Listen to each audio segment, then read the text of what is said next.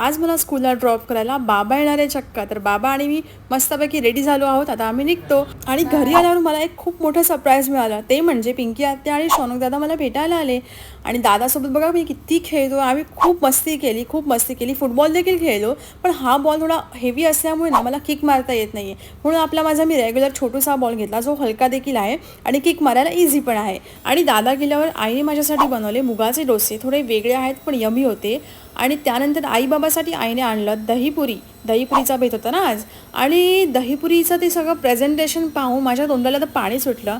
But ती खाण्यापेक्षा ते पाहण्यामध्ये म्हणजे आई ती दहीपुरी कशी बनवते ते पाहण्यामध्ये जास्त माझा इंटरेस्ट होता. मग दहीपुरी न खाता पूर्ण वेळ मी फक्त ऑब्झर्वेशन केलं की दहीपुरी बनते कशी. आता माझं पण जेवण झालं आहे आणि आता वेळ आलेली आहे वॉकची.